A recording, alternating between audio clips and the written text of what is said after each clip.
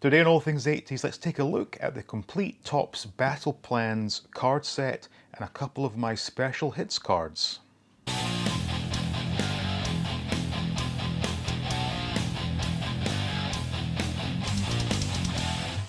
Welcome back to All Things 80s, and I've finally completed a set of the Topps Star Wars Battle Plans cards. And it all began when I was at the New York Comic Con and I bought a hobby box set of the cards, and these of course contained 24 packs.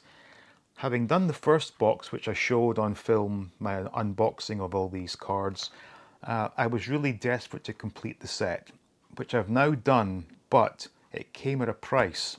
So, this box was 120 bucks, and it didn't come close to completing the run. Now, it did contain the base cards 1 to 100, but there are other series of cards in this set that this box did not allow me to complete. I then bought a second box, also for 120 bucks. That too did not complete the run. I then had to buy the missing cards individually, and I believe I spent circa 25 bucks for the cards I needed. Now, was it worth it? Probably not. And given that I am a man in his 40s, I was not able to go to school and swap doubles with my friends. So as a result, this is the stack of duplicates I have, having completed the base set. So this clearly is a rich man's game, and it's not something I'm looking to get back into anytime soon. Yes, it was fun to do, but it's far too expensive to do this on a regular basis. And the hits that were offered, whilst my first unboxing video showed me getting some iffy hits, the second box had some decent ones actually, and we'll get to those shortly. But let's take a look at the full set, and I'll give you my opinion as to whether or not this is something worth doing. So with this being my first ever attempt at doing a Topps line, I did get myself a nice card holding folder. I really like this. I got it off Amazon. It wasn't too expensive.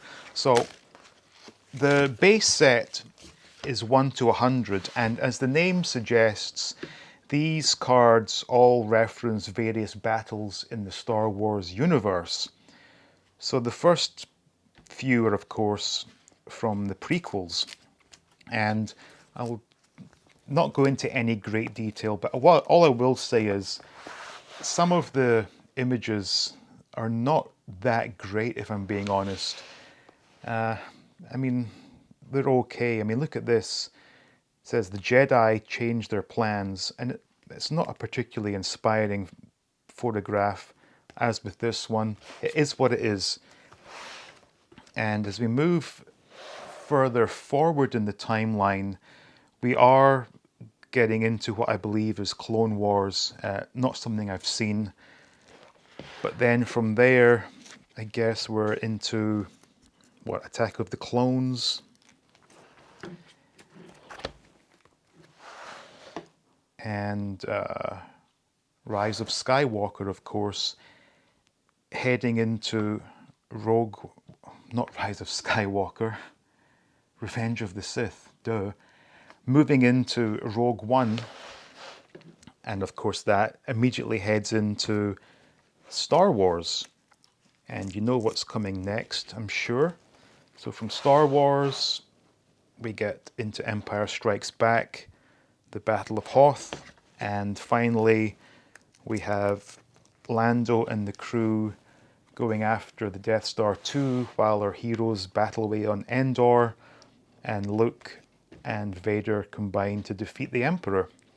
Force Awakens, and that is it. So it ends on Force Awakens, which is rather interesting. Now this is where the cards get really interesting for me.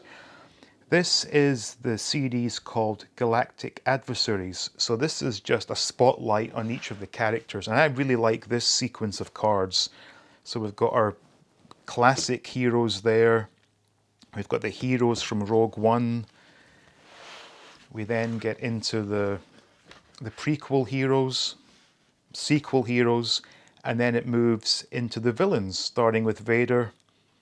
There's Snoke, etc., Tarkin, and it ends with two gals that I don't know who the hell they are.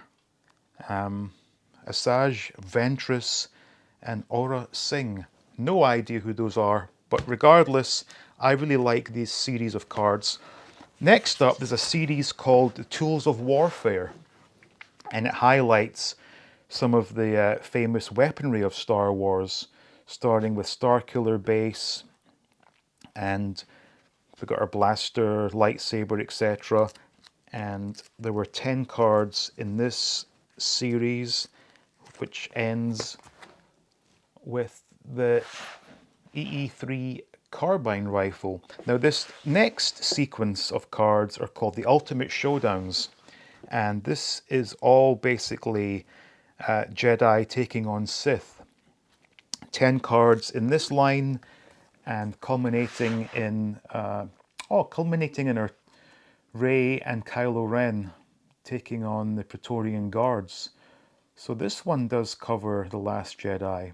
Interesting. And finally, here are my hits and what you might call the more rare cards. So in the first video on this subject, I was rather disappointed to get the voice actor Taylor Gray's signature along with the lining of the cape worn by Enfys Nest. The second box I did, which I did not do a filming of, I actually got the signature of Alan Harris, who portrayed Bosk in Empire Strikes Back, which is very nice.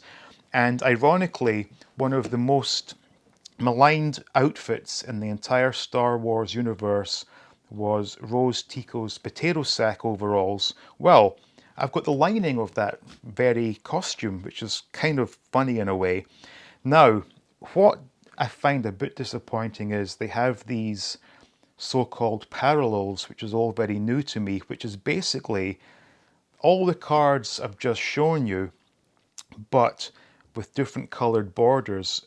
And from my understanding, the orange borders and the green borders are in fact quite desirable.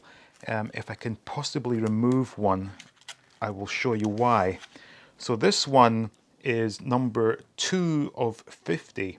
So there are only 50 of this card with an orange border, which I guess is quite unique in a way. It's obviously not unique because it's 50, but you get my point. There's not a whole many of these in existence. The green ones are rare, not as rare as orange, but still somewhat rare. In this case, this is number 24 of 99, so it's something, I guess. They also have a blue bordered line of parallels. Again, the same run of cards I just showed you. Those are not numbered. And finally, they also have the base set again, but this time in foil, sort of holographic-ish type cards, as you can see there. And so what I've done is I've put all my unique cards in this folder. I just showed you that huge stack of doubles I have. But overall, it was a reasonably fun experience, but not something I'm in a rush to replicate. So, as you could see, the basic set of cards 1 to 100 is nothing to write home about. The other lines were slightly more interesting, and if you are very lucky, you will get some rather desirable autographs or fabric relics or even sketch cards, etc. So there are good items to be had, but those are obviously few and far between. And as I just showed, to get that base set was not cheap, and for what it is in the end, it's definitely not good value for money. But there was the element of excitement opening each packet, hoping to get something really good. So if that's your thing, by all means go ahead and do it. But this being my first experience of doing a tops line, not something I'm in a rush to do anytime soon. So hope you enjoyed that. Thank you for watching, and special thanks goes out to the patrons. Please like, Please subscribe and stay tuned for more videos from All Things 80s.